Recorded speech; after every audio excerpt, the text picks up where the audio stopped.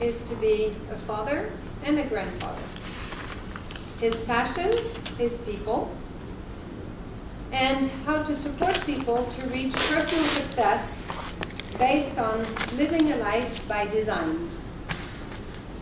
Today, he is presenting from Speaking to Inform Manual, and the title of his speech is Resonate. The time of his speech, 5 to 7 minutes. Please help me welcome Julio.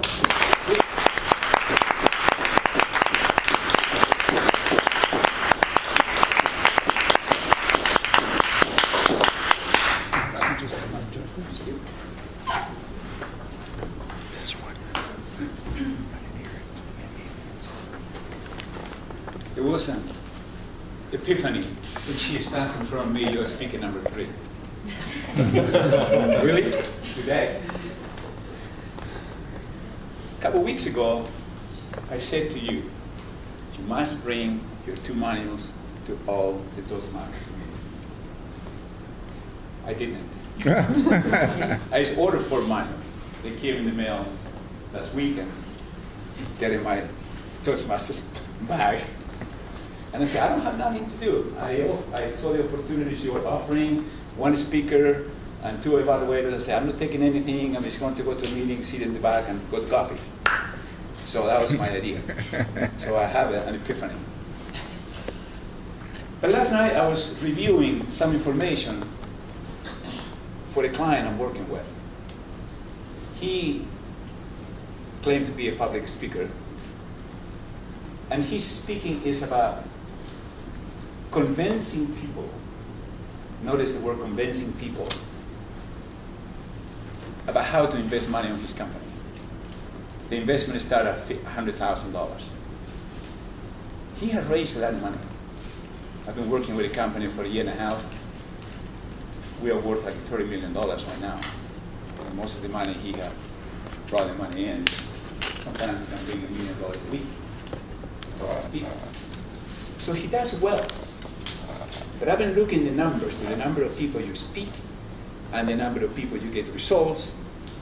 And I have heard him speak a couple times, and I'm not convinced he's hitting the mark. So last night I was looking at a book that my friend Tracy highly recommended to me, and is the book by Nancy Duarte, Resonate. If you want to buy a fabulous book that's going to empower you in what you do in the area of speaking, get the book, because it's fascinating. What is Resonate? The people sitting around the table, I want you to put your ear on the table. Put your ear on the table. Right now, go. You got to put it on the table. It has to be touching. Your whole ear has to be touching. John, you think you're special? You don't want to resonate, do you? Okay, so what do you hear? Go ahead. Sit up, sit up. Don't fall asleep. What was your experience? What happened there? I felt the tail on my ear. What else you feel? You feel the tail in the ear, but what else? Yes? I can hear better.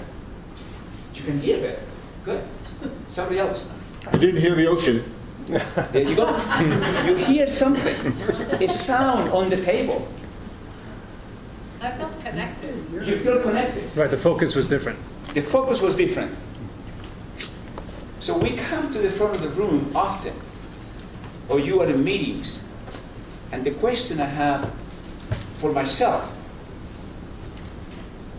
can I resonate with the people in the room? And what resonate means?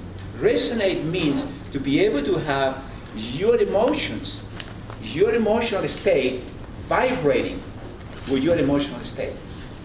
How can you do that with 30 people in the room? How can you do that with 100 people in the room? So a lot of time we're spending a lot of time in front of the mirror doing this and doing that. I go to the basic question is, who are you? Who are you? If you don't know who you are, how can you resonate? How do you know how to resonate with different people? Who are you is a question been around with philosophy for thousands of years. And seems sometimes for a lot of people that has no answer, because most people really don't know who they are. No offense to anybody. I say we are the story that we create about ourselves. So here today, I'd like to tell you a couple things that they're not my idea, they're Nancy Duarte's idea. And she said that resonate, working on resonate is for people that have ambition, have purpose, and uncommon work ethics. I repeat it to you, ambition, purpose, and uncommon work ethics. What is ambition? Ambition is the desire, the drive to get to a destination that you preferably will set for yourself. What is the destination that you have? What do you want to reach? The second one would be a purpose. What is the purpose to do that?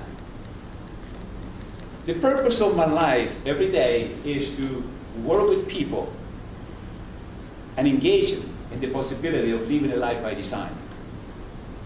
Because I say people don't live life by design, people live life of circumstances. Business, they have business plan, they never follow the business plan. They just solve the problems. Open the door in the morning, the phone rings, that's what they're going to handle. The customer is upset, that's what they're going to handle.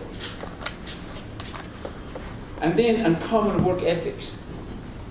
And that has to do with the values. What are the values that each and every one of us have? Personal values or business values that are going to guide us to move forward.